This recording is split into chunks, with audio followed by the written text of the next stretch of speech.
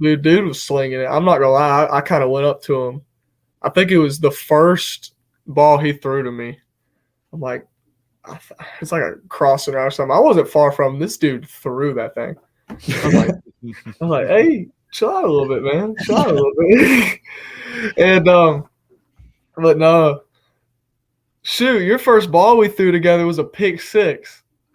Yeah, it was. It was like the first play of the tournament. We got there, and it was like no warm-up, no nothing. We had to go play because we were late. We got into some, like, car trouble, and then we were late, so we were all slow getting there. Like, didn't throw a ball at all. Went out there for, like, the first rep, and I tried to throw tried to throw a seam route on him, a skinny post, and I tried to fire it in there. And, man, I was just so hyped up. I overthrew that thing by, like, a good 5 yards right into the defender's chest. I don't even think the defender saw it coming. It nailed him right in the chest. But, like, the first ball I ever threw at him, it went back for a pick six. So yeah, my bad. I probably shouldn't have brought that up on here. But Hey guys, it's Terrence Nan. You're listening to Hear the Spear, presented by Noel Game Day. Go Noles. Hey, what's up? This is Peter Ward, aka E-Dub, in the house. We're listening to Hear the Spear, presented by Noel Game Day. Go Live, go Noles. Hi, this is Charlie Ward, and you're listening to Hear the Spear, Go Noles. This is Terrell Fleckley. You're listening to Hear the Spear, presented by Noel Game Day. No Bloody. But perhaps better known as the greatest corner to ever step on a football field, Deion Primetime Sanders. Great Deion Sanders, my brother. What's going on, man? I could wake up to that greeting every day, man. That was awesome. Hello, Noles fans. This is former Seminole Derek Brooks, and you're listening to Hear the Spear, presented to you by Noel Game Day. James Wilder Jr. What's going on, James? Thanks for having me on. SSOD, Florida State or Die, and go Noles. William Bar None Floyd. Gentlemen, what's up? What is happening, guys? This is Logan Robinson from Hear the Spear, presented to you by NoelGameDay.com. We are here live on a Wednesday evening, immediately after Florida State just wrapped up their second practice of spring camp. Another hot one, but a beautiful evening and a lot better now. We've got two special guests with us on Hear the Spear this week. We've got 2024 commits, quarterback Luke Kromenhoek, along with wide receiver commit Camdon Frier. Gentlemen, how are we doing? As long as I got Luke's name and his last name correct, then we're working. It's a good start. Yes, sir. Nailed it. But yeah, how are you guys doing? Appreciate both of y'all hopping on here with us. We haven't had a dual pod like this with some recruits, but y'all have a special relationship, so definitely looking forward to it. But how are you guys doing this evening? I'm good, man. I'm just happy to be here. Yeah, me too. Just appreciate y'all.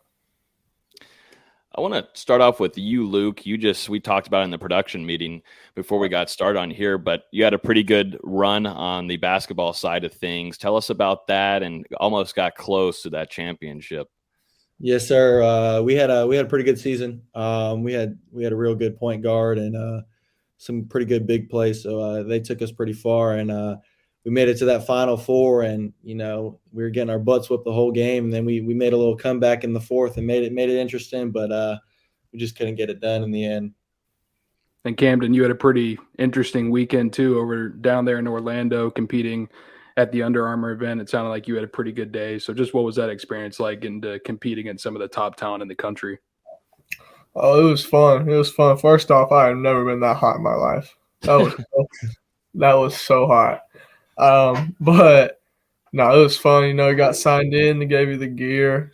Shoot, I got it right. It was pretty cool gear they gave you. And then get there, start warming up, and they got our coach that stretches that was hyped up. He was calling the quarterbacks prima donnas. He was pissed off at them, and he was just yelling, screaming. Did our did the 40 vertical, broad jump, all of that, and felt pretty good about what I did, but they didn't really tell you what you did. So I was like, dang, I didn't get to see what I ran. But then the dude who was on the laser for the 40, he walked up to me about 10 minutes later. He said, hey, I'm not supposed to tell you what you ran, but just know you ran good. So that was good. And I still don't, to this day, I don't know what I ran. But I had some recruiting coach. They saw it, but I guess the player yourself can't see it. But then the one-on-ones went well. Some media guy, he made a compilation of routes on a video, a reel on Instagram, and it was pretty cool. It was a good day. It was a good competition. Had some good quarterbacks there. I wish Luke could have been there, but he had basketball and everything else going on. But it went very well. It was a good weekend. Yeah. I was going to say for Luke and also Camden, both of you guys, Luke, you're going into lacrosse this spring. Camden, and also Luke, when does spring begin for y'all football wise at y'all schools? We start like really, really, really soon. Like I think so it's you're like mix in lacrosse with that. I think so, yes, sir. But it'll be good because we'll go like early in the mornings and stuff. So we'll go out there early in the mornings, and then from there I'll go to lacrosse. But yeah, we're real soon. We're getting into the swing of it, and man, I'm pumped up. Oh, shoot, I don't think I'll put a helmet on this spring. I'm not gonna lie. Our baseball team's pretty darn good. We're looking to win state, and our coach, he just, as long as I'm out there running routes, like I was like y'all, I was scared I was gonna make it here in time because I was running routes at the high school after baseball practice. But maybe I'll get to play spring ball, but I'm not sure if I will. Got you. And just sticking with Camden, I'm going to ask you too, Luke. Camden, it's been over a year now since you did commit to Florida State. Obviously, you've got those ties through your family, your dad and uncle being a legacy recruit for FSU. So just how's everything gone with your commitment over the past year? And what's it been like kind of following in those footsteps of your dad and uncle? Well, it's been good. It's been a blessing. Very thankful. But my dad and my uncle went here and they love Florida State, but they probably my freshman year, they offered me my freshman year, and probably 2 or 3 months later, they both sat me down. They said, "Camden, we love Florida State, and we'd love to see you go there, but this is your decision, and we don't care where you go." We said, they said, if you go to the Florida Gators, we'll just wear orange or blue. We won't wear orange and blue, but we'll support you. So honestly, I mean, it's cool. I mean, I guess it's cool being like a legacy commit and everything, but they just want what's best for me. And it was a year because I got offered December 2020, I think it was. And then January 2021. No. I think I got basically a year later, or over a year later, I finally committed. And I just wanted to make sure I was the right place for me. And as of right now, I still feel like I'm right. I mean, it's the right place for me. I have been able to build a relationship with Coach Duggins and Coach Norvell and all the other coaches there. Just a tremendous build of relationship. And it just every day they just kind of make me feel more sturdy about my decision. And just things I see every day. I bet Luke can stand by that. Every day he's feeling, more and more excited to, be a part of what they got going on over there. And, it's just a dream come true, honestly, that you just, you feel like you're able to be a part of something like that. For sure. And Luke, we'll talk about you as well. Obviously, Florida State was the first school to offer you a couple of years ago now after a performance at a summer camp. And ever since then, a bunch of other schools have been hopping on board as well as you've kind of developed into one of the best quarterbacks in the country. And you made that decision to commit to Florida State last March. So, I mean, you're coming up on a year yourself since being committed to FSU. How's everything going with that pledge? And, what's it meant to see FSU with that investment in you so early? Yeah, I mean, it was a dream come true getting that first offer over on those little intramural fields. I mean, I've never been more happier in my life. Like, just everything that I work for, and all the things that my parents have put up with, and all the people who have been with me on my journey. Just getting that first offer, it was amazing.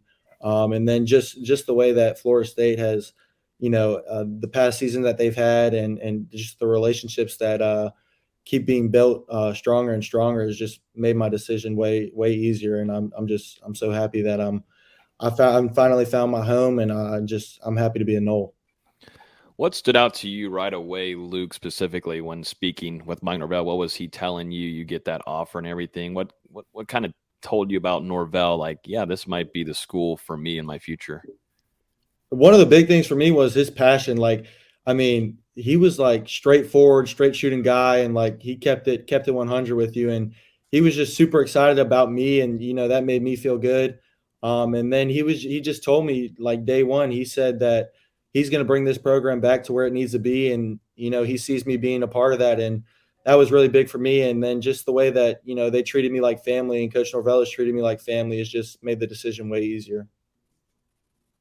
And you both have kind of talked about it, but seeing what Florida State did on the field last season, winning 10 games, and, hopefully we'll get Camdon back in a minute. So just for you now, Luke, Florida State winning 10 games, showing that progress last year. Obviously, when you committed to FSU before the 2022 season, that was before they had really shown that success. But then last year they were able to make the breakthrough under Mike Norvell. I mean, what did it mean to see that? Yeah, it was huge. Actually, Coach Norvell, on one of my visits before the season started, he called me into the office and we had a conversation, him and my parents, and he was like, we're going to fix this program around, and I'm going to get this place to where it needs to be. And I promise you that Florida State will be back on the rise, and that we're going to make this back like the old days, and we're going to get to the top again. And just him keeping that promise was just awesome and unbelievable. And I'm so happy for him and for where this program is heading, and I'm excited for the future. And Camdon, same thing for you. I'm not sure if you heard it before you got cut off, but just, you made that decision to commit to Florida State before Mike Norvell and FSU had really shown that success on the field. So for them to win 10 games last year, win that Cheez-It Bowl against Oklahoma, defeat both Florida and Miami, what did that mean to you?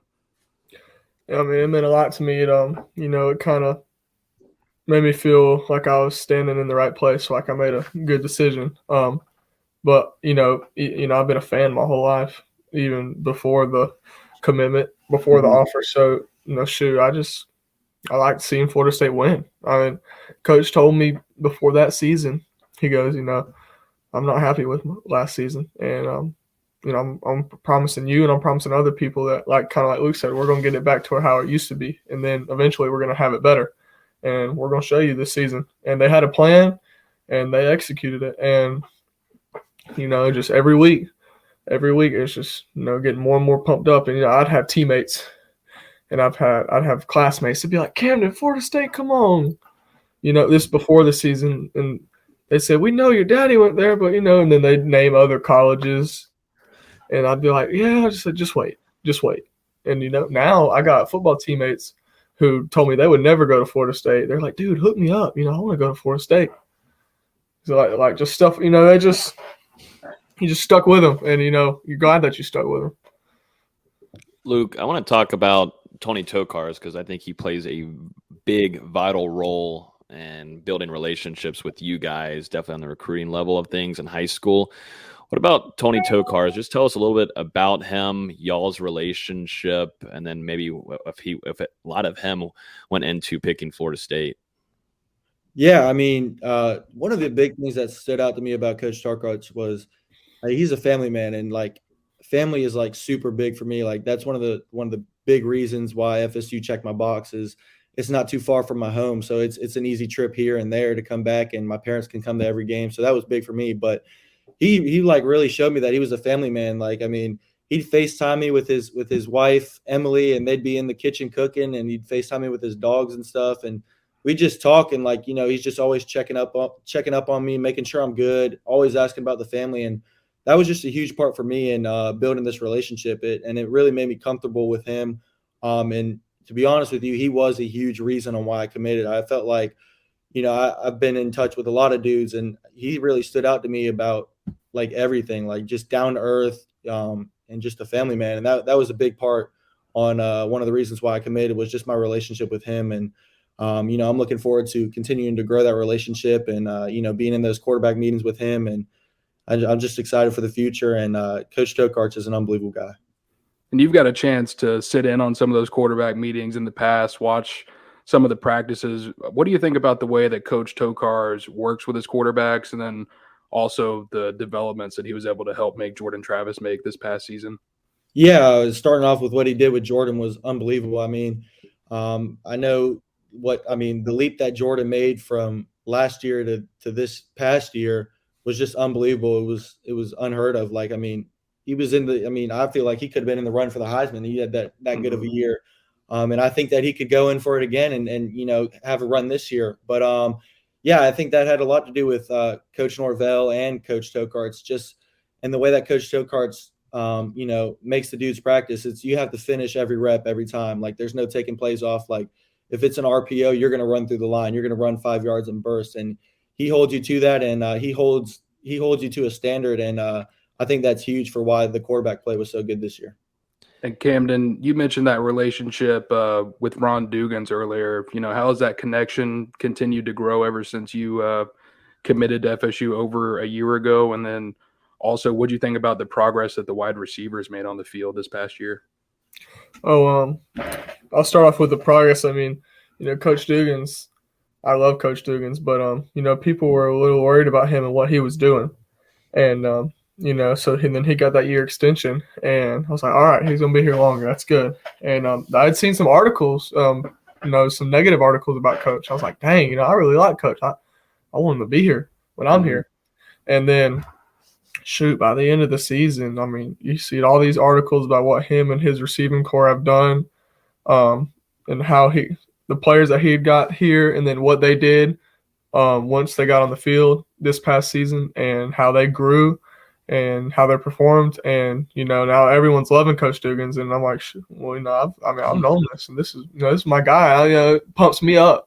But my relationship with him is like Luke's with Coach Tony. I mean, it's good. I mean, he's my guy. He texts probably 3-4 times a week. We share scripture together. We disciple together, and so we just talk about anything. I mean, half the time we're not even talking about football, but just things like he was on vacation the other day, and he sent me a couple pictures saying, "Man, I finally got off. I got a vacation." Just more than just a coach, almost. Just someone just to communicate with over there, just more than just like on a coach basis. Camden, there's a question here on Facebook from Tom asking, how do you see yourself fitting in Mike Norvell and Alex's offense? Well, honestly, I'm down. Hopefully y'all will find out here soon enough when it comes out. But I want to do good. I want to score touchdowns. Get a whole bunch of receptions. But I'm just down to do whatever helps the team. So honestly, whatever they want to do with me, I'm down to do. Hopefully they just throw me everywhere and just don't put, just let me use my speed. And we saw a whole bunch of honestly whack plays this season that ended up working, and we were like, dang, what the heck is Coach doing? But hopefully I can get in on some stuff like that. But I just hope they idolize my speed, and just I feel like I can fit in with this offense very well. I wanted to talk about you guys, because obviously you two have built a very good relationship and connection with each other throughout this recruiting process. And I mean, we've seen that pay off, over the summer at the elite camp. You guys were connecting a lot, and I've talked to both of you in the past, and you've mentioned that relationship and how even your families are starting to get to know one another as well. So just if you guys can think back to it, I know it's been over a year and stuff now, but when did that connection first start forming, and how do you feel like it's going to help you once you do get to Florida State? And I guess, Luke, you can start off if you want. I want to say the connection first started after a game in that little room that they have where the pictures are taken. I'm pretty sure that's where we first linked up and started getting to know each other. If that's right, is that right? It was either that. It was either that or it was a camp over the summer that me and you went.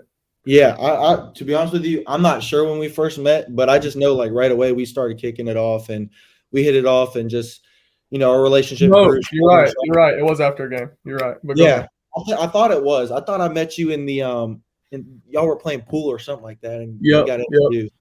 But yeah, just like our relationship just took off from there. Our family started talking. Dads being dads, talk about old times. My dad's a super fan, so he's reading into all the FSU stuff. So he knows that his dad played and was a legend there. So he's picking his brain about all that stuff, and we just kind of became better and better friends, and just started talking more. And the 7-on-7 thing kind of just ended up happening, and kind of just took off from there. Just getting a feel for each other. We thought it'd be cool. 224 commits committed to FSU to be on the same 7-on-7 team and just get this connection going and starting now, just so we have an edge on some of the guys when we get there as freshmen. And kind of just like a big thing at Benedictine is brotherhood, and kind of just forming that brotherhood and just creating a bond and stuff that will hopefully transition over to the field and just make us better together.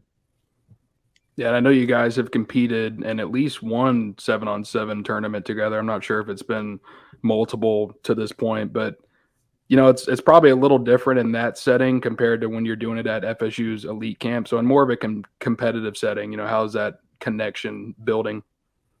Yeah, man. I mean, Camden's a freak. He makes my job pretty easy, and he can flat out fly. So, just having him out there, it makes my life easy. Just throwing a fade ball and letting him go run it down, just airing it out as far as I can, and he'll go run under it. I don't think you can overthrow him.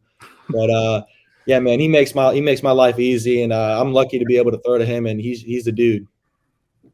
Camden, you're shaking your head, Camden, but I saw this last summer of where Luke was literally just throwing the ball as far as I think he could, and you were under the ball and made it look easy. So don't shake your head too much.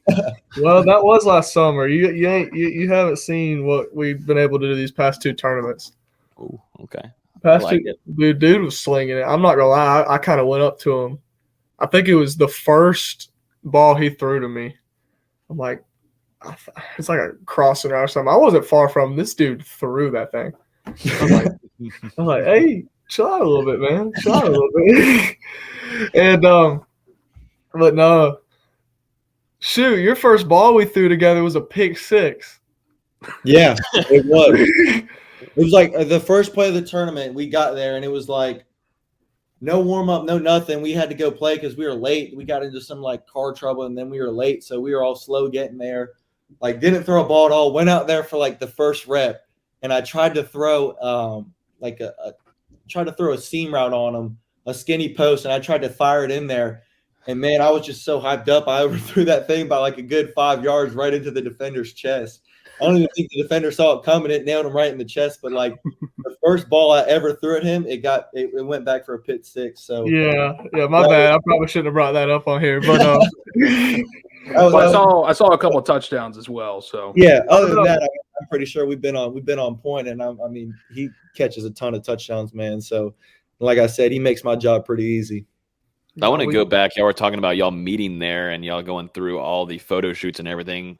We asked a couple of recruits this. What's the best go-to uniform combination? Because I've seen a few out of you guys specifically.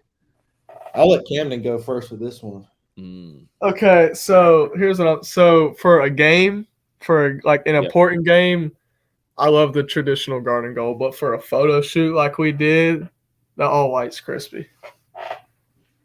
I'm pretty much I'm gonna have to second that. I think you nailed it right there. For the photo shoot, I think the all white was sick, but in a game, I think the traditional, garnet and gold is just nothing really beats that.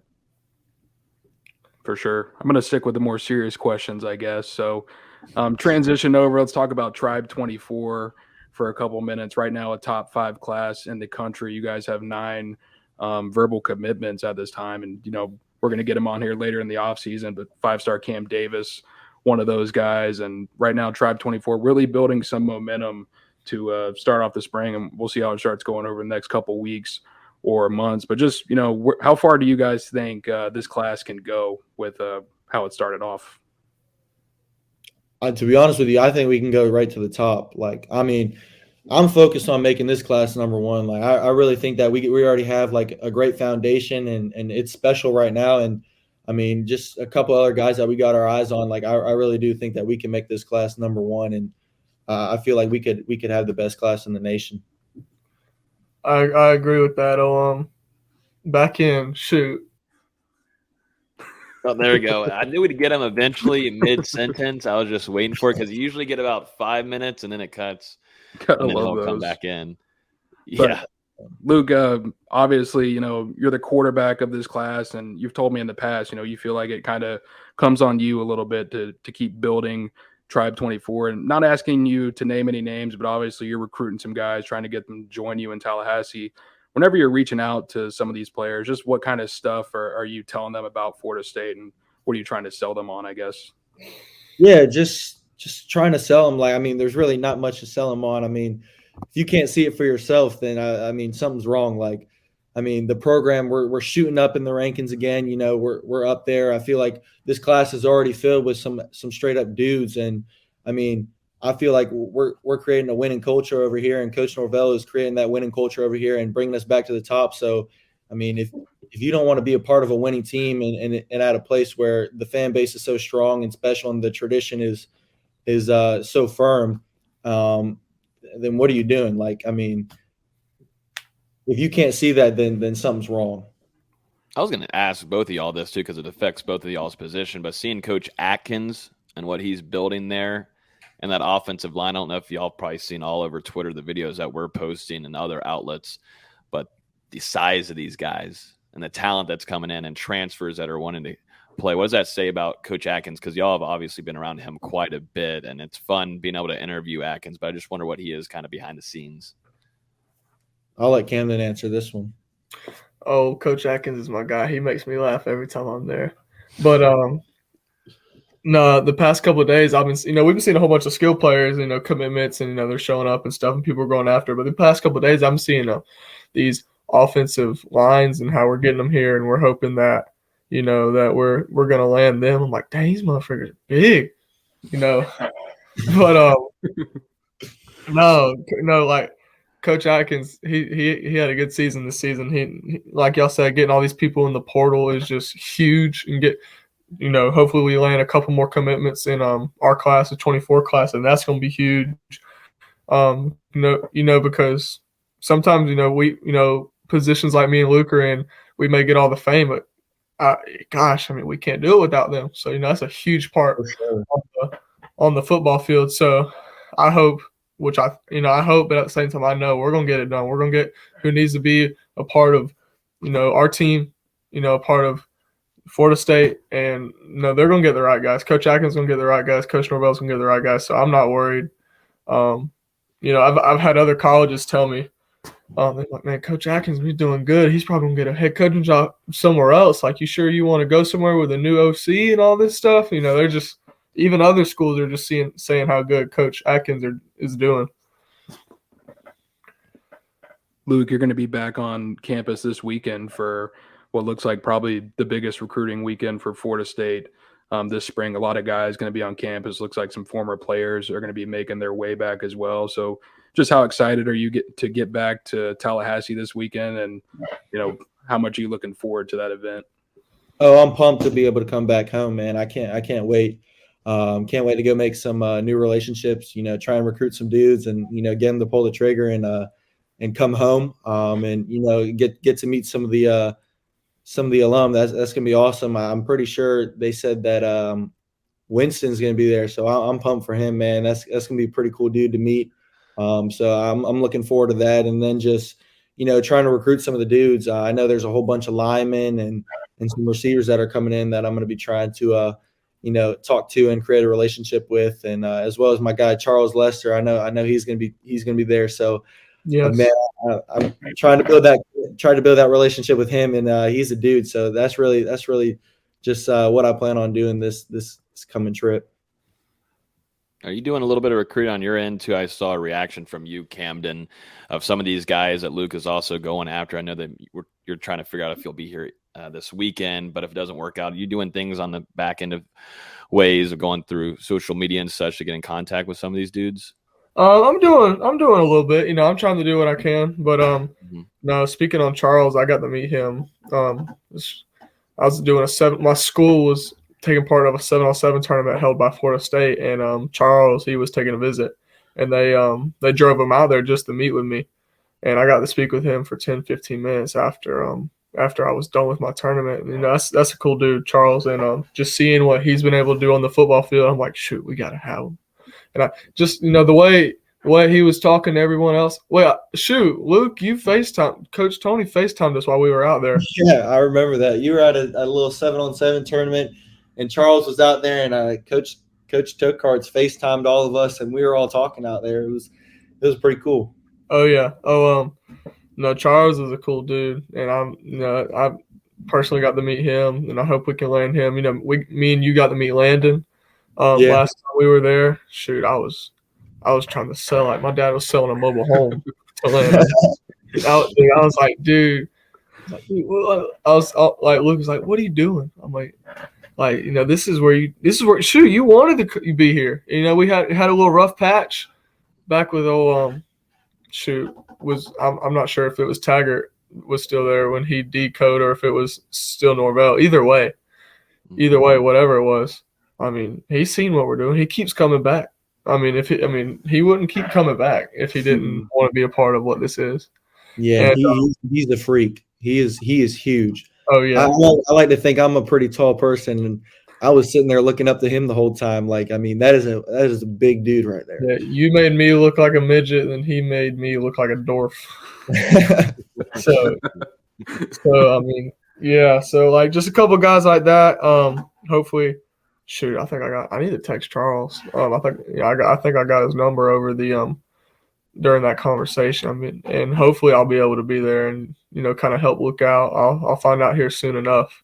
But you know, it's a big part, and shoot, I hope I can be there. But Luke, you know, do your thing, dude. We gotta get them. I know it, man. I'm on it. I know we're winding down here a little bit, but Florida State obviously starting to bring that winning culture back to Tallahassee, and at the same time, you guys have both been a part of winning programs at the high school level. Luke, you know, being a back-to-back state champion now, winning that first one as you as a starter back in December, and then Camden as well over there at Columbia. You guys were able to make it to the state semifinals this past year, and you've had some success during your high school career as well. So, I mean, this one's for both of you, but how do you feel like having that success, being perennial winners at the high school level is going to help you as you make this transition to Florida State, where obviously they're trying to get back amongst the elite of college football? Yeah, I feel like, you know, Georgia and Florida football are some of the best. And, you know, as you start moving through the playoffs and you get deeper and deeper, I mean, you're going to start coming up against some dudes who are going to play at the next level and who are freaks. So I think that's huge. And, you know, if they're going to play at the next level, I feel like it's a great test and a great little, you know, pre-thing before we get to the real level. And just being able to go against some dudes who are committed to some other places and have offers from every place under the sun. I feel like it's a great test, and, you know, it's awesome. And I love the competition, and, you know, I feel like I can really go up against anybody out there. So I'm not going to back down from anybody or anything like that. I wanted to bring up a guy that's really talented in y'all's class, and this will be my last question, but y'all have got him committed, and y'all play a lot of ball with him, and that's Cam Davis, y'all's running back that's going to be coming in this class. What do you say about him also strengthening? I know there's a lot of schools heavily after him now, and, you know, he's named a few that said, well, you're a little too late on this. Coach Yak doing a really good job recruiting him also, and seems like relationship is nice. But what does it say about Cam Davis being committed this long, and also y'all making sure that he's coming in with you guys? You know, it just shows all this heat that he's getting from all these other colleges. It kind of backs what me and Luke kind of said earlier in the podcast, just saying, you know, Florida State's the place to be. I mean, it's a special place, and you want to be a part of that. I mean, you know, Cam wants to be a part of it just like we want to, no matter how many hits he gets from any other place. And, you know, it shows something because he's a dude. He's a dude, and you see him on just about every leaderboard you can think of. So it kind of backs what we're saying on how special this place is. Yeah, for sure. And I mean, I'm going to second what Camden said. I mean, I know Cam has offers from everywhere under the sun, and I'm sure he's got a ton of schools throwing different things at him left and right. But, you know, it just shows how much he's invested in Florida State and in this coaching staff and in this program, that with all that being thrown at him and all those offers, he's still staying loyal and stuff. And I think that's huge, and that's a high character thing for him. And those are the type of dudes that we want. We want people who are all in. We don't want any dude, halfway in and, looking at other places and like, oh, maybe, I don't know. But we want dudes who are all in on Florida State and like they want to be here and they want to be a part of this class and they want to come win championships. And those are the type of dudes we want. And, I think that Cam Davis is one of those dudes. I want to play baseball with him too. So yeah, you might see him on the diamond. I guess last thing for me, just what's next for you guys this offseason? What kind of things you're going to be working on, Camden? I know you're involved in baseball right now. Luke, you're starting to transition into lacrosse from basketball, and you've got that Elite 11 coming up in a couple of months. So just what kind of stuff are you guys going to be focused on, leading up to the summer?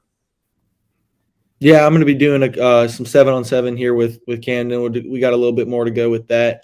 So I'm going to be doing that. And then kind of just transition into school football. But, on the side, I'm trying to put on some weight, get a little bigger frame going because I know that if I'm going to be playing any chance at playing in college pretty early, I'm going to have to put on some weight because there's some pretty big dudes coming at me. So I'm going to be hitting the gym real hard and, trying to put some weight on and some muscle. Oh, shoot, I'll be on that diamond. I'm not gonna lie. Just playing these two sports, they kind of make me miss the other. So, play after I played baseball for a couple months, it made me hungry to get back on that football field.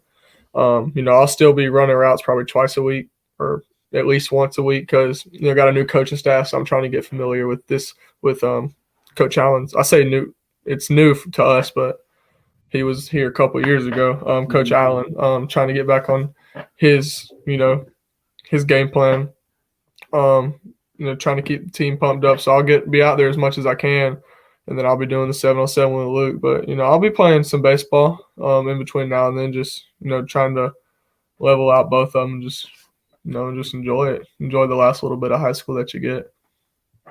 Yep, take advantage of it as much as you can. Dustin, do you have any more? That's it for me. Okay. Yeah, man. Camden, Luke, both of you guys spending a lot of time on here with us. Definitely appreciate it. I know y'all got a lot of school left and then also some sports, but best of luck academically and then sports-wise. Y'all stay healthy. Appreciate y'all a ton. It's going to be a pleasure for us to be able to cover y'all for the next couple of years throughout your career on the high school side and including Florida State once you arrive here in Tallahassee. So appreciate both of you guys and great answers, everything. Y'all are great at this. Yes, sir. Thanks for having us on. Absolutely. Y'all have a great evening. Thanks, guys. All right, y'all.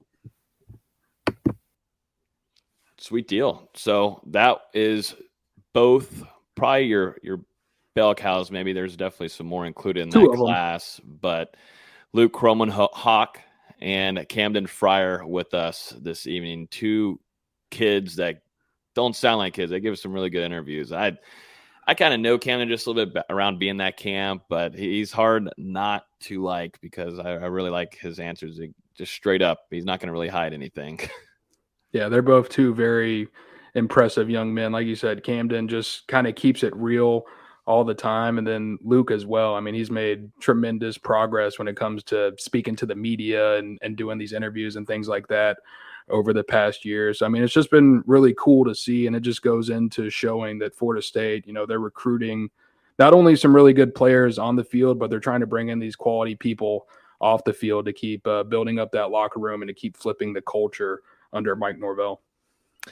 Yep, and I can tell from Camden's side, he likes to work. He likes to put out there and work a lot, and it's continuous. But both of those guys playing a lot of sports. Luke playing 3, and then at on least the other 3. side, yeah, at least 3. And then Camden has got 2 and hit a grand slam.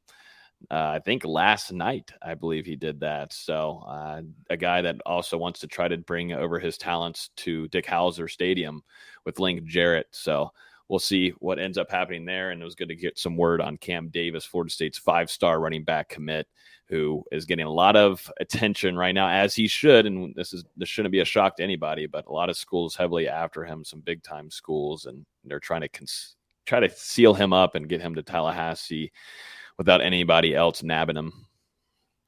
For sure. Yeah, that's going to be one that Florida State, they're going to have to hold on to. But at the same time, Cam Davis is a guy that's been committed for over 2 years. And when you look at the time frame of him committing, he committed after Mike Norvell's 3-6 season at Florida State.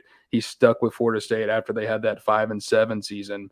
So to see what they did this past year, winning 10 games and the amount of progression that we saw, not only from the team, but also from the running back room in particular, you've got to think that's something that's pretty exciting for Cam Davis, a guy who also grew up a Florida State fan. A lot of Florida State fans in this class, and we'll get to it here in just a little bit, Dustin. A big time, massive recruiting weekend up ahead, busy weekend for you. And, it's funny, them being fans of Jalen Ramsey and Jameis Winston, Luke's face, brightening up there, talking about Jameis Winston. These guys used to watch them when they were younger, and they look up to these guys. So for Florida State, Mike Norvell, the entire staff, off-field staff, getting this whole setup this weekend going will be huge on the recruiting side of things. So Luke will be there for that and try to get into the ear. And I also see, Camden also doing some recruiting on Leicester. That's one that we're going to keep a very close eye on, because it seems like Florida State is one of those schools ahead of everybody else on the relationship side of things, where Leicester could pop. It's one of those things where you watch a few players, Dustin, and you got a few named highlighted before going into the weekend. You're like, well, the relationships are already there. How much more can you do until you're like, it's time to just go ahead and make it, official or public at least. Yeah, that's one of those guys that Florida State has been on now for a couple of years, and they've consistently made him a priority. He's consistently been at the top of that defensive backboard want list, and he's developed that relationship with Mike Norvell. He's been to Florida State so many times. I mean, on that last visit, he was saying there's not really much more that he can see around here. And if you think about it, going into this weekend, like I was saying earlier, the biggest recruiting weekend that Florida State is probably going to have this spring. It's going to stretch from Friday to Sunday. I mean, we'll see how the spring game goes, but I mean, this one in particular is pretty stacked with talent. It was about this time a year ago when Florida State was holding another big recruiting weekend, and they had a guy come to campus, a four-star defensive tackle from North Carolina, who not that many people thought he was going to commit to Florida State, KJ Sampson. And then, bam, out of the blue, he popped, joined Tribe 23. And from there, the rest was history. Stuck with FSU the entire way, obviously signed with the Seminoles back in December. So, I mean, it could be that kind of weekend for FSU with so much talent on campus. This might be one where we see at least one commit, maybe multiple. Well, we'll get to some more into detail on that in just a few. Let's jump to the spring practice number 2 that happened just a couple of hours ago. I'm not going to lie. When we weren't lying, we drove here quick as hell to make sure we were here for the interview with Luke and Camden. I would have got pulled over if I was about to say, I don't know how we made it back in time. But, yeah, Florida State just wrapped up a couple hours ago their second practice. Mike Norvell talking with us, and I thought it was unique to hear from him starting off here, Dustin, noting on the newcomers and specifically these freshmen coming in. And he said that they are working at an accelerated pace and getting along with the system, understanding kind of the flows of practice. And he's been really impressed. And we heard this a little bit last year, but we can see with our own eyes because they give us this full access to watch the practices all throughout the spring camp. You get to see the difference from maybe some newcomers last year to some of these. These guys look like they've been in here for a couple of weeks, whereas, sometimes it takes some guys a little bit longer. But I thought today, specifically coming off of Norvell's comments, it fit perfectly. Some of these freshmen like Vandrevius, Jacobs, coming in like that and making plays, flying around, doing this. And some of those defensive backs, D-Lou, we'll talk about a few of them here in a second, but just these freshmen, they look like they've been here for a little while, and it's not fair almost. It's been impressive, and Florida State's high school recruiting class took a little bit of criticism from the fans. But when you look at the guys that they do have signed and rolled here early, I mean, these are all quality takes and guys that look like they can contribute right now, and some that are obviously going to contribute into the future. But like you said, I mean, through the first 2 days, Vandrevius Jacobs might be the best true freshman that we've seen out there. I mean, he's making a ton of plays across the field. Monday in particular was a special day for him, a special debut, but even coming back today, made a couple nifty grabs there as well. And, at the same time, you see that he's still a true freshman because there was a play where he didn't sprint all the way through the end of the rep, and Mike Norvell was right there to let him know about it. And I was telling Logan this at practice, but I think that's something that Mike Norvell really enjoys. Whenever he's out here early in a spring camp or a fall camp, and he sees one of these newcomers maybe slack just a little bit, just 1%, and he knows that he gets to go blow up and criticize them. And I think he makes it a little bit extra than maybe he would do for someone who's been on the team for a little bit, just to give them a little taste of the Mike Norvell experience. But Jacobs, he got that taste today, but regardless, he showed some promise. We got to see Hakeem Williams go up vertical and make a big catch on the sideline over there during, I believe it was one-on-ones. And then going to your point, Logan, to the other side of the ball, Quindarius Jones had a pretty impressive pass deflection. KJ Kirkland, he's living up to the hype with that 6'2" build coming in for a pass deflection. So some of the way that these guys are kind of assimilating themselves pretty early on has definitely been impressive. It has been. And like you said, Dustin, Norvell will hold everyone accountable, no matter if you're a transfer, either an older transfer like Jaheim Bell. This happened on Monday. If you guys listen to our instant reaction to the first practice, Jaheim Bell, yeah. When you hear Norvell yelling, it's definitely about not finishing the play fully. So when we were talking about this, it meaning, all right, you caught the ball, you can make a phenomenal grab. And there's guys out there that are making really nice grabs. And even if they fall to the ground, you still got to get up, hold that ball tight, and make sure you run an extra 20 yards in a full-on sprint. That's how Norvell runs these practices. And a lot of guys, are going to get an earful of Norvell. And like Dustin said, I think, too, Norvell does like that. He likes being able to use that while he can, because after a while, guys get into a rhythm. The same thing happened with Deuce Spann last year, where that was a consistent thing. And then when we got the fall camp, never heard from Norvell getting into his ear. Just guys got to get it ingrained into their heads. So just welcome to spring camp, and welcome newcomers, no matter who you are. But highlight of the day out of the unit-wise position groups, Dustin, this was a tight end day, in my opinion. Guys making plays left and right. Preston Daniel, 2 back-to-back great grabs over the middle. Jaheim Bell with a pop-up ball with Renardo Green in coverage on him. Caught the ball there on the sideline and having to finish the play, too. Marquiston Douglas just shows his kind of consistency with Jordan Travis. Jordan Travis likes going to him quite a bit. And then also another transfer, Kyle Morlock, too, starting to get into a rhythm here, ending off the second spring practice of camp. But Dustin, how about that tight end group, man? You kind of nailed it. Extremely impressive on Wednesday, whether it was the transfers or whether it was guys that have been here a couple of years. The catches from Preston Daniel in particular drew some oohs and ahs from the media that were in attendance, especially the one that he came up with down the middle, a play where he kind of had to go up vertical. And it was a tough catch. He had to go up, catch it, and then he went down because of how high he had to get up. But all 4 of those guys, extremely impressive. And it just shows now what Florida State's tight end room, the tools that they're going to be able to work with throughout this spring and fall, as well, as they kind of figure out how that unit is going to go.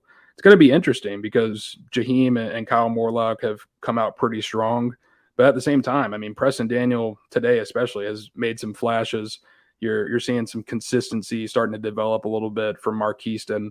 I've liked some early signs that I've seen out of Brian Courtney. So, there's a ton of guys in that tight end room who are going to be fighting for playing time. And I think that's just only going to increase really the level of competition between them. And we really saw that today. I got to see first glance just straight up with him a couple of times. Didn't get to see him much on Monday, but Braden Fisk, Western Michigan defensive tackle. We know he's limited to start off camp, and while we have the green jersey on, strolling into practice today. But my goodness, he looks the part. And we saw him spending some time with Fabian Lovett, too. I asked Fabian after practice about their relationship, and he just chuckled and laughed and said, man, he's good people. He's fit in well. That's kind of just how it goes for Norvell and what he likes to go into picking some of these transfers. They've got to first fit well into the locker room, and Braden Fisk, per Fabian Lovett, has fit that mold. But, man, Dustin, you and I got to see him walk, and that is a big human being. I think there's a lot of optimism at a full health too. So that's also a good sign. But just looking the part, that's just thinking of Fabian and those two next to one another is kind of gives you like goosebumps, man. That's a nasty tandem in the middle. 2 grown-ass men for sure. And I think you've got to add Darrell Jackson right into that mix as well, because I mean, man, that guy is just as big, 6'5", 6'6", over 325 pounds, and he carries it extremely well. But Fisk in particular, a guy who has spent so much time, almost half a decade at this point, in a college strength and conditioning program. You can tell that's really paid off for him coming out of high school when he was only 6'2", 6'3", 215, 220 pounds, and now getting up to that 6'5", 300 pounds. It really shows the work ethic that he's got. And I think that's really going to help as he transitions to Florida State. And he may be limited right now, but I don't think that's something to worry about moving forward. This is a guy that's going to be a big contributor, if not a starter, on that defense. Norvell at the end of the press conference was telling us, the schedule, what Florida State's going to go into on Friday, wearing shells, which means physicality. And this is where the trenches change quite a bit. Yeah, this is cool. We got the shorts on. You got the, I think Norvell calls them pajamas. That's what he did. Sure that's what he said. He calls the guys wearing just jerseys and shorts pajamas, but things are going to change a little bit differently on Friday, where we'll have a little bit more of physicality. But you can still go off of some one-on-ones here, and this is fine. We're going to do it one last time, and then I think things really start getting realistic once the pads come on. And I'm interested to see, too, if Andrevius can kind of keep the streak going once he puts on some pads and things get a little bit more handsy. But there were some guys that stood out. I want to go to Bell on that catch that he made. I know we talked about him earlier, but that was a really nice grab. Popped up ball. He stays with it. He grabs it. He's able to stay in bounds and finishes the play. But Jaheim Bell also had one. I think one DB that continues to stand out, Dustin, is Greedy Vance. He has been a menace for Florida State's offense, and it's such a 180, and it just is cool to see a guy with growth and having this much time in Florida State's system and then going through practices. This last spring, he was a guy that was one that took a while to get going. It took a long while. He was getting beat on routes, guys beating him wide open and everything. Now, look at this spring, a whole year later, he's transformed into being the top performer in that defensive back room right now, alongside Renardo Green. But Greedy Vance is the guy that is just in everybody's way at the moment for that offense. It's a good point. I remember a year ago, whenever Florida State started off spring practice, and I think it was after the very first practice, but we were talking, compiling some notes, and we were like, man, is Greedy Vance going to be able to play at Florida State? Because he was just getting taken to task throughout that opening practice. There were some other moments as well, but like you said, the growth that he's made from last year, starting off this spring practice compared to the last one, has been extremely impressive. I mean, came out on Monday, pulled down an interception, had a couple of pass deflections, and then comes out today, deflects a pass on his first rep. I can't remember against who he was covering, but then on his next rep comes back and wins one against Johnny Wilson. And remember, we're talking about Greedy Vance, who's not over 6 foot. So winning a matchup against a guy who's nearly a foot taller than him. And then just throughout the day, there was one play in particular where he had position on Ja'Kai Douglas on the sideline, but failed to make a play on the ball, and Douglas went up and snagged it. But then he made sure on his next rep, whenever him and Douglas were matched up, he was extremely tight on him, and he had no chance of coming down with a completed pass. So Greedy, definitely a guy that I've been impressed with through 2 practices. Yeah, I like that combo. Those two going at it. Iron sharpens iron. And Ja'Kai Douglas, I think, is probably Florida State's most crisp route runner, in my opinion. Great feet. Not hard to obviously catch because of his speed, but just the way that he can plant his feet a couple times and just move on and build his route. It's not easy to cover, and Greedy Vance has done a good job there. But I just like being able to bring up the transformation he's made. I think that's great, and it's good for that defensive back room. We got to see Hakeem Williams. Talked about him earlier, but Hakeem starting to kind of build something here going into now the 3rd day of spring camp on Friday. But Hakeem showing some flashes, which you're like, yeah, that doesn't look like a true freshman, because we're viewing these one-on-ones from the far. We're very far. Yeah, we're very, very far. So we're having to use the binoculars for these. But if you weren't going to have binoculars and you were just looking bare eye, Hakeem doesn't look. That's why we have to keep on using the binoculars, because like that can't be Hakeem. That's way too big of a player. That's not Jaheim. Hakeem Williams looks the part, but now putting it onto the field and connecting with some of these quarterbacks has been nice. But I think he and Brock Glenn are two along with Vandravius Jacobs that on the offensive side are moving at a certain accelerated speed, like Norvell was talking about earlier in the press conference. There were some flashes today. Like I said, I can't remember if it was during 1-on-1s or 7-on-7s, but he came down with a vertical catch on the sideline against a defensive back.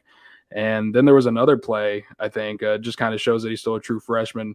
He slipped on a route, and I think there was one where maybe the ball slightly slipped through his hands, and Norvell pulled him over, walked him over to the video board, and the video board's facing the other way. We can't see it, but showed him something on that board, and they talked about it for a good minute. I mean, you're seeing the potential is there for Hakeem, and it's just now about putting together the fundamentals, the technical skills of being a wide receiver, because, I mean, he's an athletic freak. And once he figures out how to get the routes down, his feet, different things like that, I mean, he might be someone that develops into an unstoppable weapon. So we'll see how it goes from here. Still pretty early on. My favorite part of practices, Dustin, are in the trenches when you've got one-on-ones going on. I thought you were going to say kicking. Kicking, yeah. Do you have a kicking update for us? Did you write those notes Man, down? it is tough to – I'm over there trying with all my might to see if the field goal's going in, if it's wide. It's like impossible to see with the angle that we have from the top of the baseball stadium. But so this is – it's not really a guess. Well, we don't have the refs, too. That's worth mentioning. We don't have the refs to show us, because Mike Norvell does bring in refs in fall camp to – Makes it so much easier. Yeah. But anyway, yeah, we got to see a couple attempts today. From my point of view, I don't know if this is correct or not, but from my point of view, looked like Ryan Fitzgerald was good from 32 yards out and was wide from 42 yards out. And then Tyler Keltner was good from both ranges, 32 and 41 yards. And I believe during the first practice, Fitz made both of his, but Keltner went 1 of 2. But don't credit me on yeah. that. No. Yeah. We'll I'm trying. We got to figure out a better angle for that one. We're pretty far away from those goalposts. Couple things more to note on. We're going to go into the trenches here, actually. But like I was saying, I love one-on-ones. My favorite part. But once again, we're far away. I'm hoping once the pads come on, maybe they'll get a little bit closer to us. I doubt that's going to happen, because it seems like Mike Norvell is pressing that, yeah, we're going to be working outside when it's hot, and you're just going to have to deal with it type of deal. So I'm going to have to watch from far away. But the binoculars work today to see Ontavious Woody, who initially came in at the offensive line position, transitioned over near the latter half of the season over to defensive tackle, which wasn't maybe a ton of a shock because we've seen him play that at the high school level. But the one thing about Woody, and I talked about this, all mental. You've got the physical side of things. We know his tenacity. It's you don't get that from any kind of player. This is Ontavious Woody. But the biggest thing, I need him to listen and get going with Odell Higgins, and he put on a really nasty backspin today and got straight to the quarterback. And I hadn't seen Ontavious Woody move that quick, Dustin. And just to see also the entire defensive line, Jared Verse jumping on top of him and everything, it's very competitive between those two groups. But for him to make that play, it's something that we want to see more of. And the biggest thing was getting the technique down, because he can bull rush you. Yeah, that's fine. You can do that, but at some points that's not going to work every time. You're going to have to put a move on somebody and use your hands correctly. And Odell Higgins, I think now, knowing what he gets to work with, it's just going to take a lot of listening. But I'm seeing progress from Woody. And you know what? We don't have the pads on, so I'm not going to just say, oh, my God, Ontavious Woody, we're going to see a lot of playing time out of him, and it's only spring camp. But I just want to see progress out of him. And we're seeing a little sign of that, and we'll see if that continues once those offensive linemen put pads on. Things will probably be a little bit more difficult, but that guy has some power, dude. I'm a Woody guy. I just got to get things. You're a Woody guy? Got to see progress, man. Got to see development. You're a Woody guy? I'm a Woody guy. And then I got a note here too. My guy Joshua Farmer, sack. I mean, just looked easy. Florida State's figuring out a couple things on the inside of their offensive line right now. So he's kind of licking his chops, I'll be honest with you. But Farmer, power just gets right through that offensive line and comes away with a sack, I believe, on Jordan Travis too. So, the defensive tackle's having a nice day, but I don't want to dive in. That's why I only got 2 notes on here. There's a lot more from the skill guys. It's hard. Once we have pads on, I can guarantee you this list that I have on my notes will be 10 plus of those trenches. I really like watching it because I really got to see a first sign from Jared Verse immediately. I was like, ooh, Robert Scott, this is not going to be a good or fun fall camp for you. It was definitely good because they got better with one another, but you can tell early on who's about it and who's not. But yeah, I'd love some. I love some trenches and OL versus DL, dude. Love it. That's the tough thing with these practices when they're not in the pads. When the offensive linemen and the defensive linemen are going up against each other or working in individuals, and you're not just getting the amount of contact that you would when they're full go and allowed to go at each other. It makes it a lot different in these practices, and it makes it a lot easier to evaluate some of these guys as well. Right now, we're just pretty much going off fundamentals and hand placement and technique and just how they look physically, things like that. But once Friday arrives and the pads start popping a little bit, like you said, Logan, we're going to see which one of these guys steps up and who, if any of these guys begin to back down a little bit. But in particular on Friday, really excited to watch some of these freshmen as they put on the pads for the first time at Florida State and really go at it. Because like Jared Verse, we got to speak to him on Monday after practice, and he mentioned that Jeremiah Byers is as big as a trash talker as he is. So if that's true, I'm really excited to see those guys match up during one-on-ones and other parts of practice. Yeah, sign me up. That's all I needed. A fully healthy Verse and Jeremiah Byers going at it, and I like a little bit of chatter too. So please, I'm hoping they do that in the IPF, so then we can watch that up close. But I'm expecting get the binoculars ready, buddy. Yeah, I'm expecting to have to use those binoculars, which is fine. That's okay. But if I could talk with Mike and maybe switch up a few things, that'd be cool. But watching Atkins and Odell, his unit, go against one another is very, very fun. One last thing here, I'll mention Winston Wright practicing, making some grabs here and there, but nothing worth crazy noting on from today's practice. I thought on Monday we got a good sign of where he's at and what percent he's at, I would say. But things are moving along, and I think this spring camp is huge for him, not only in just building some chemistry still with some of those quarterbacks, but continuing to also get healthy and get fully healthy ahead of, we're a ways away, but fall camp. That's really the main focus here. But hearing some really good things from Ron Dugan's talking about him and his mindset going into this. Winston, you don't have to worry about him not working hard and trying to get back. He is doing everything imaginable he can, but he's out there catching passes from quarterbacks. We saw him going in one-on-ones on Monday. So I think there's promise there, but definitely some more work to be done, in my opinion. Like you said, making some incremental steps at this time. I think it's big that he's pretty much he doesn't have anything on that previously injured leg, whereas before he had on a pretty hefty brace and a sleeve at different times. Now he's just going, straight nothing on that leg, and I think that shows a little bit of his confidence.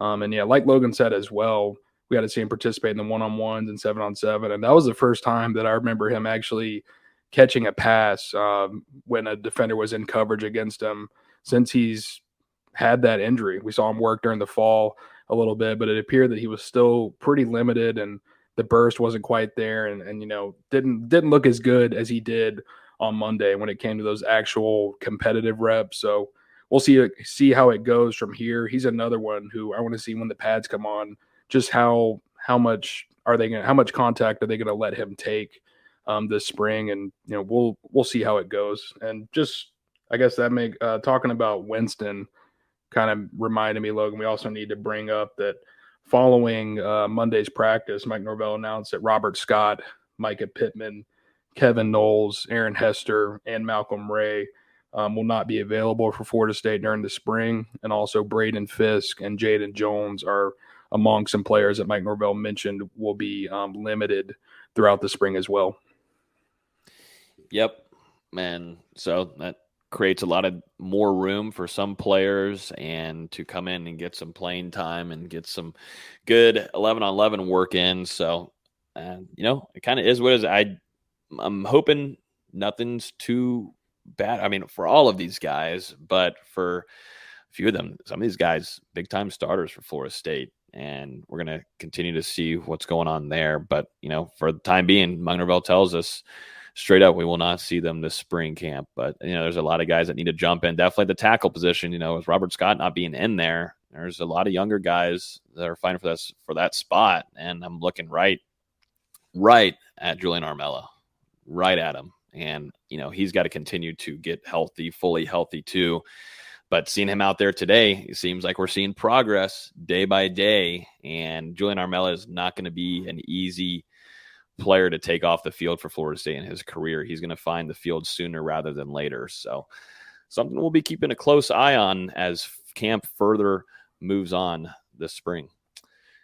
Dustin, if that's going to wrap up our practice report, let's jump into what is going to be a crazy weekend ahead.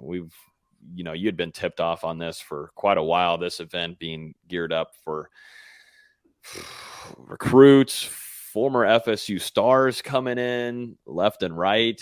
They tried to do this last year with trying to get some big names in there, but things just didn't end up working out for some of those. But it seems like Florida State's setting up to have a fun weekend. Definitely either football and then also going over to the baseball diamond, also with former FSU star, MLB star, my San Francisco Giants, Buster Posey being in Tallahassee. I just picked a bad weekend to go to a wedding, didn't I? I just picked a really bad weekend for this. I'm missing out.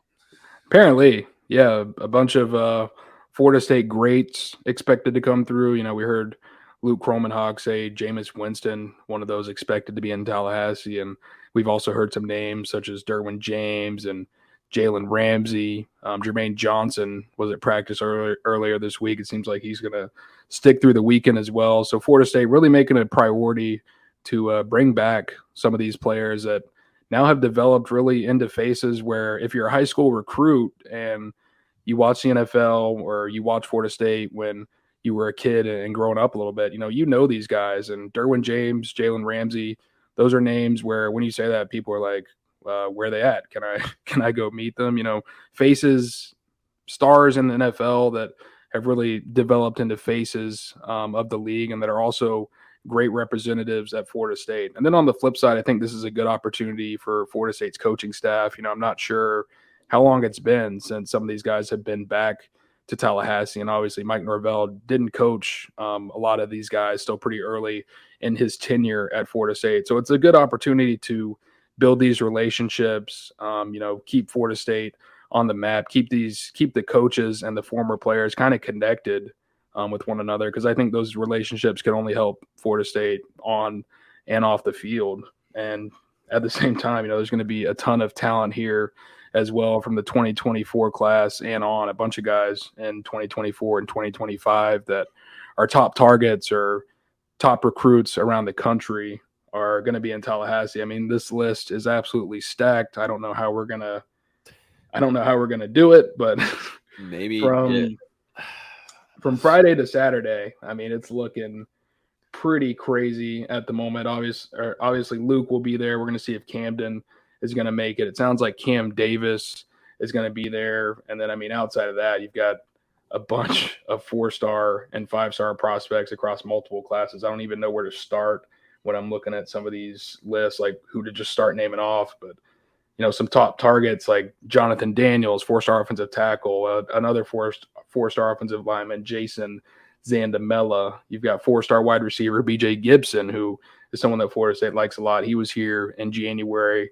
One of the top defensive linemen in the country, Kamarion Franklin out of Mississippi, expected to be here. Some linebackers are going to be in Tallahassee. Qua Birdsong, a guy we expect to get an offer on Saturday during his trip. And then, I mean, same thing. Florida State's defensive backboard has really exploded this spring. You're going to see a lot of guys from there. 5-star DB in the 2025 class, DJ Pickett. Got 4-star Travaris Banks, who he's liking Florida State a lot as of late. So, I mean, man, the list just kind of goes on right now. probably at least 60 guys going to be here over Friday and Saturday. Some of them will only be here on Friday. Some will only be on Saturday. Some will be here both days. It's just going to kind of depend. But, I mean, man, this is a huge opportunity for Florida State on multiple fronts. I'm about to say, not only this weekend, dude, there was a lot of people at practice today. I mean, yeah, it felt like, I don't know. I mean, I guess there was quite a bit of people last year around this time that were visiting, but you also had a lot of the local schools and coaches here that got invited to practice. But just to have a lot of attention, I mean, Florida State's earned it, but on the recruiting side, to get prepared for something like this upcoming weekend and be able to bring some of these big FSU stars that are making a lot of money. Let's be honest, you're making a lot of money in the league, making a lot of money. You're looking at, you can argue the best safety in all of all of football. Derwin James is coming back, by the way, for another year. No, but in all of football safety, and then all of football for the cornerback position with Jalen Ramsey. I mean, and I believe, out of that realm, but going into some other players that are supposedly, I know I've been told, Florida State's trying to get Dalvin Cook here and been trying to work on that and figure out that schedule arrangement. But then also, I believe Cam Akers, has been brought up about a name that could be arriving. It's cool to see a lot of some former Noles that weren't here during Mike Norvell's time and tenure, and then also some guys like Cam Akers and Jermaine Johnson. I'm not going to be shocked at all not if we don't see Jermaine Johnson out there too during this weekend. It's really unique to see, and I think it'd be huge for some of these former Noles like a Jameis Winston, like a Jalen Ramsey, Derwin James that might have not spent much time with Mike Norvell. I feel like their kind of mentality where they came from earlier in their careers at Florida State fits very well with the head coach that's now in Tallahassee. Agree with you there. Yeah, it's going to be a huge weekend for Florida State. Starting off on Friday, I think you can expect a lot of these recruits that are going to be in on Friday to be there early enough to attend Florida State's practice, probably catch some of the former players out there as well. I believe there's a baseball game on Friday night where probably be some activities taking place as well. And then Saturday, obviously going to be the big day for Florida State, the legacy recruiting weekend. And we'll see how it shakes out in Tallahassee. Me and Tommy will be out there all weekend. Logan will not, as normal. So should be a good one. At least this time I have a valid excuse. I've got to go to a wedding. So, Is it your wedding? Is it your wedding? Not an excuse then. Wow.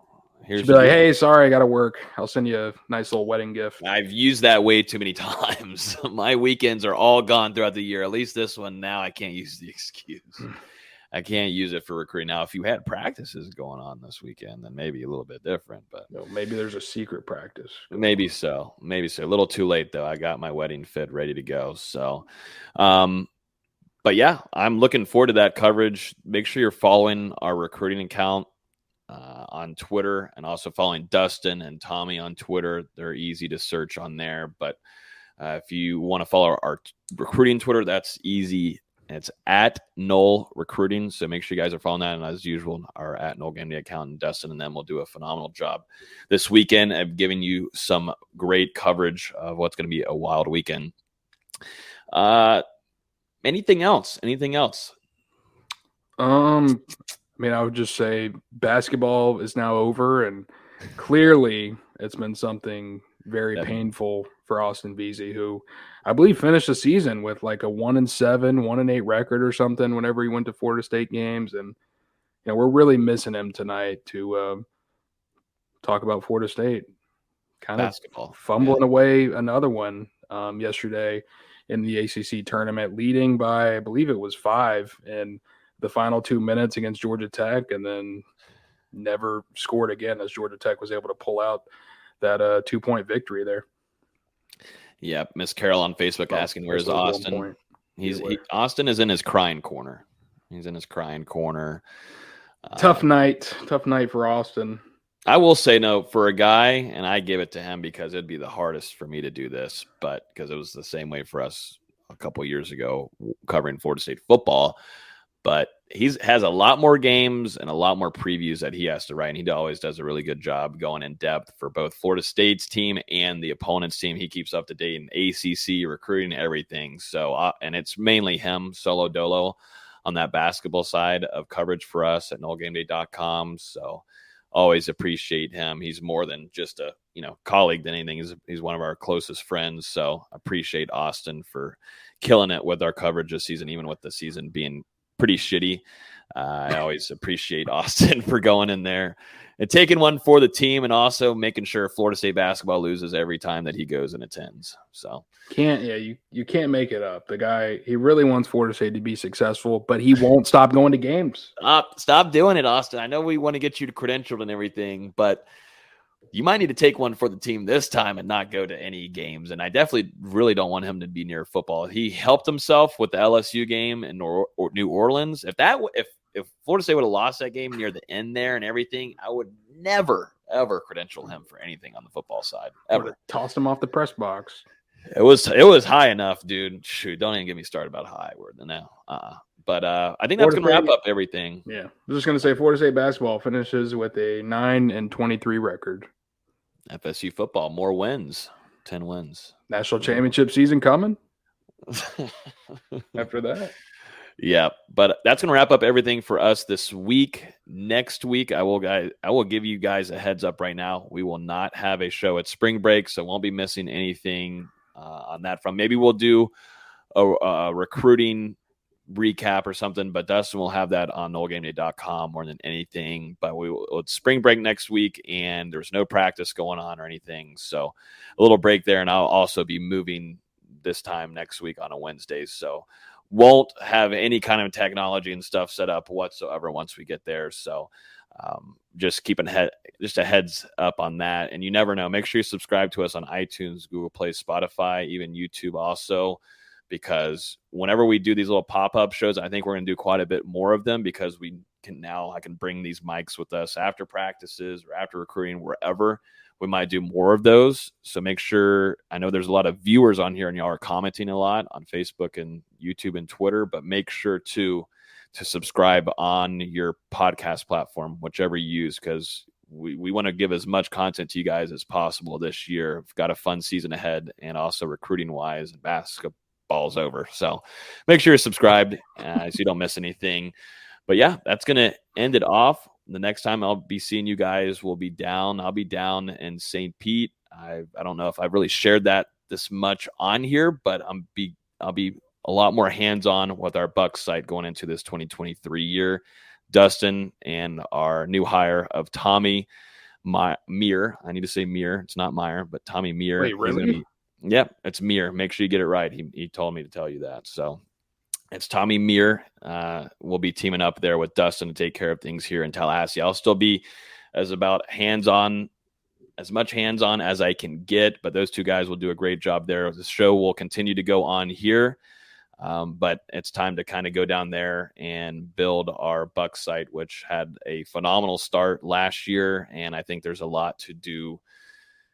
We got to continue to build that brand. There's a lot more work to be done, and I'm going to go down there and be a little bit more hands-on. We got the NFL draft coming up soon, so making that move next week, but nothing changes here on FSU coverage for NoleGameDay.com, and definitely not. Logan didn't write anyway, so yeah, I don't do a lot of writing anyways, so won't be changing a lot. But appreciate you guys. Enjoy the break. I know we will, but I am going to be a little bit jealous of you guys coming back and heading to practice fields. But I know Tommy and Dustin will do a great job covering it for us. So appreciate everybody listening. Y'all have a great week, and we'll talk to you guys in 2 weeks.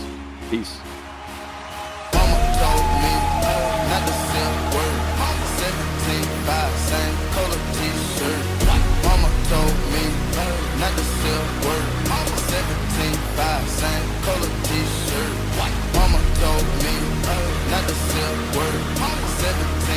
Same color t-shirt.